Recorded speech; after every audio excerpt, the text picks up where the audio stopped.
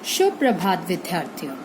आज हम आपकी पाठ्य पुस्तक रिमझिम भाग 5 पाठ 4 नन्हा फनकार पढ़ेंगे और समझेंगे। तो चलिए शुरू करते हैं। वह लड़का एक चौकोर लाल पत्थर के पास बैठ गया।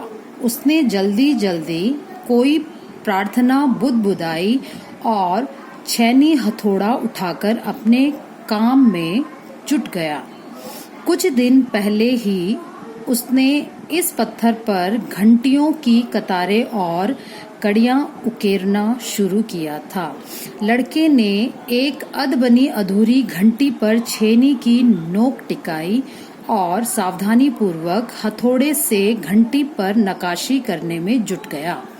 हथौड़े के वार से पत्थर पर जो कटाव उभरता उससे पत्थर की किरचें चितरा जाती और वह आंखें सिकोड़ लेता। साथ साथ धीमी आवाज में वह कुछ गुनगुनाने भी लगता। उसके चारों ओर दूसरे संग तराश भी अपने अपने काम में डूबे हुए थे। केशव 10 साल का था और सभी अपना काम सीख ही रहा था। पिता के एक बार करके दिखा देने पर वह सीधी लकीरों वाले और घुमावदार डिजाइन उकेर सकता था। जब तक उसने नक्काशी का जो भी काम किया था उनमें से इन घंटियों को बनाना ही सबसे ज्यादा मुश्किल था। केशव जानता था कि एक दिन तो ऐसा जरूर आएगा जब वह बहुत बारीक जालियां, महीन नफीस बेल बूटे, कमल के फूल, लहराते हुए सांप और इठलाकर चलते हुए घोड़े ये सब पत्थर पर उकेर पाएगा, ठीक उसी तरह जैसे उसके पिता बनाते थे। कई साल पहले जब वह पैदा भी नहीं हुआ था, उसके माता पिता गुजरात से आगरा आकर बस गए थे। बादशाह अकबर उस समय आगरे का किला बनवा रहे थे और केशव के पिता को यही काम मिल गया था। केशव का जन्म भी आगरे में ही हुआ था। उसे गुजरात के पुश्तैनी गांव जाने का तो कभी मौका ही नहीं मिला। आगरे की गलियां और अब सीकरी, बस यही उसका घर था। चारों ओर हो रही छेनी हथौड़ों की ठक ठक खड़खड़ के बीच केशव को किसी के कदमों की आहट भी न सुनाई पड़ी। इसलिए अचानक कानों में एक आवाज पड़ने पर वह चौंक गया। माशा अल्लाह, ये घंटियां कितनी सुंदर हैं, तुमने खुद बनाई हैं? पीछे मुड़कर केशव ने आंखें उठाई तो उसे एक आदमी दिखा। बेशक मैंने ही ये घंटियां बनाई हैं। क्या मैं आपको पत्थरों पर नक्काशी करता नजर नहीं आ रहा? देखते नहीं, मैं ही पत्थर को तराश रहा हूँ। केशव ने बड़ी तल्खी से जवाब दिया। दिखता तो है, पर तुम इतने छोटे लगते हो ना। वह आदमी हंसते हुए बोला, मैं 10 साल का हूँ।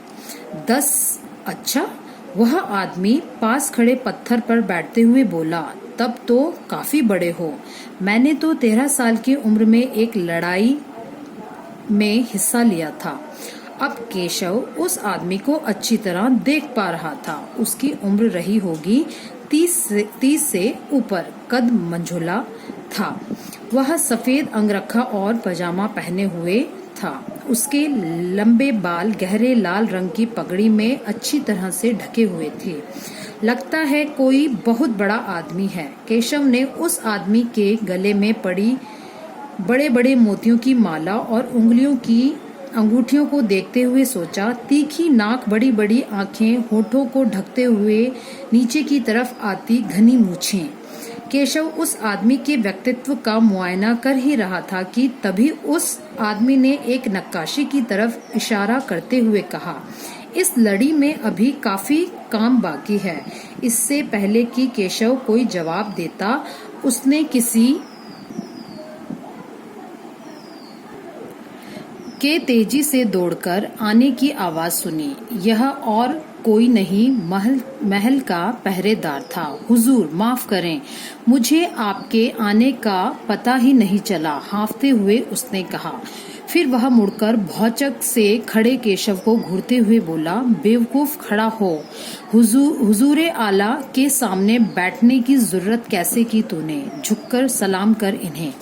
अब केशव का माथा ठनका। उसे कुछ कुछ समझ आ रहा था। बदहवासी में छेनी हाथ से छूटकर नीचे गिरी और वह जल्दी से उठकर खड़ा हो गया। अरे, कहीं ये बादशाह अकबर तो नहीं? यह ख्याल आते ही उसने झुककर सलाम किया और खरगोश की सी कातर नजरों से अकबर को देखने लगा। अकबर को पहरेदार की यह दखल अंदाजी भली न लगी। उन्होंने खींचकर पहरेदार को वहां से जाने का इशारा करते हुए कहा, ठीक है सिपाही, कुछ देर के लिए हमें अकेला छोड़ दो। पहरेदार तो चला गया, मगर केशव असमंजस में था कि उसे क्या करना चाहिए। वापस अपना नक्काशी का काम शुरू करे या बादशाह के हुक्म के इंतजार में खड़ा रहे। दिल तो उसका अभी भी धक धक कर रहा था, हाँ, पर अब वह डरा हुआ नहीं था, क्योंकि अकबर प्यार से उसे देखते हुए मुस्कुरा रहे थे। तो बच्चों, अभी तक जितना पार्ट मैंने यहाँ पर आपको पढ़कर सुनाया है, इसको मैं थोड़ा सा आपको समझाना चाहूंगी। इसमें एक केशव नाम का 10 साल का एक लड़का है, वो अभी काम सीख ही रहा था। तो केशव जानता था कि वो एक दिन बारीकी काम, जैसे बेल बूटे बनाना, कमल के फूल पत्थर पर उकेर, वो आगे ये काम कर पाएगा, जैसे उसके पिता बनाते थे। कई साल पहले जब वह पैदा हुआ था तो उसके माता पिता गुजरात से आगरा आकर बस गए थे। तो उस समय बादशाह अकबर आगरे का किला बनवा रहे थे और जो उसके केशव के पिता थे उनको वहीं पर उनको काम मिल गया था। केशव का जन्म कहाँ हुआ था? आगरा में ही हुआ था। और आगरा में ही हुआ था तो उसको उसका जो पुश्तैनी जहाँ जो जगह था, गांव था, वहां पर उसे कभी भी जाने का मौका नहीं मिला। चारों ओर छेनी हथौड़ों की ठक ठक खड़खड़ के बीच उसको किसी के आने की आहट का पता ही नहीं चला, कि क्योंकि वो शोर शराबा इतना होता है तो उसे पता ही नहीं चला कि कब वहां पर कोई इंसान आया है। अचानक कानों में उसकी आवाज नहीं पड़ी और एकदम से उसमें क्या आवाज आती है, एकदम से जो इंसान वहां पर आया उसने एकदम से कहा, माशा अल्लाह, ये घंटियां कितनी सुंदर है, क्या तुमने बनाई है? तो केशव अपने काम में इतना लीन था कि उसको आवाजों में पता ही नहीं चला कि कौन अंदर आया। लेकिन उसके बाद क्या हुआ, केशव ने आंखें उड़ाई और मुड़कर देखा कि पीछे एक आदमी कोई खड़ा है। तो उसने क्या कहा, उसने सही तरीके से ढंग से नहीं देखा कि वो कौन है वो व्यक्ति, वो कौन है वो आदमी, और उसने ऐसे ही आंसर दे दिया कि बेशक ये मैंने बनाई है, मैं पत्थरों पर क्या तुम्हें ये नक्काशी करता हुआ नजर नहीं आ रहा हूँ? तो इतना कहता हुआ केशव अपने काम पर लगा रहा। तो वो आदमी हंसता हुआ क्या बोला कि हाँ, दिख तो रहा है और तुम इतने छोटे लगते हो, तो इतना बड़ा काम कर रहे हो। तो इतने में केशव क्या कहता है, हाँ, मैं 10 साल का हूँ और मैं यह काम कर रहा हूँ। ऐसा ये प्रश्न पूछते हुए वो आदमी एक पत्थर पर बैठता हुआ वो फिर बोलता है कि अच्छा, तो तुम काफी बड़े हो, मैंने तो 13 साल की उम्र में एक लड़ाई में हिस्सा लिया था। उस समय तो वो जब वो जो व्यक्ति था वो अपने बारे में बता रहा है कि मैं जब 13 साल का था तो मैंने एक लड़ाई में हिस्सा लिया था। तो अब वो केशव था, वो उस आदमी को अच्छी तरह से देख पा रहा था। पहले तो उसने देखा नहीं क्योंकि वो अपने काम में मस्त था, लेकिन वो अब देख रहा था कि वो एक उम्र उसकी 30 के ऊपर होगी। वो देखता है कि इसने एक सफेद रंग का अंगरखा पजामा पहना है और सर पर लाल रंग की पगड़ी से वो पूरा ढका हुआ है। उसके गले में मोतियों की माला और हाथों में अंगूठियां हैं। तो वो ढंग से समझ भी नहीं पा रहा था कि ये व्यक्ति कौन है। तो इतने में वो क्या देखता है कि एक तेजी से आते हुए एक दौड़कर एक आने की वो आवाज सुनता है और वो देखता है कि ये कौन है। वो इतना समझ भी नहीं पाता है। तो वो जो दौड़कर जो आता है वो कौन होता है, एक महल का पहरेदार होता है। और वो उस जो सफेद पोशाक पहने हुए जो व्यक्ति होता है उसको वो कहता है कि हुजूर माफ करें कि आपके आने का हमें पता ही नहीं चला, हाफते हुए कहता है। तो इतने में क्या हुआ, वो केशव को घूरते हुए कहता है कि बेवकूफ खड़ा हो, हुजूरे आला यानी हमारे जो हुजूर हैं वो सामने खड़े हैं और आप उनके आगे बैठने की जरूरत करते हैं, इन्हें झुककर तुम सलाम करो। तो जब वह पहरेदार इतना कुछ कहता है तो इतने में केशव का जो माथा होता है वो ठनकता है। वो थोड़ा सोचता है कि उसे कुछ कुछ समझ में आता है, और जब तक उसे थोड़ा बहुत समझ में आता है तो डर के मारे वो क्या होता है, उसके हाथ में जो छेनी होती है जिससे वो पत्थरों पर नक्काशी करता है वो छूट कर गिर जाती है। तो इतने में वो गिर जाती है तो बादशाह यह ख्याल आते हुए झुककर सलाम करता है और वो चुपचाप से वो नजरों से अकबर को देखने लगता है।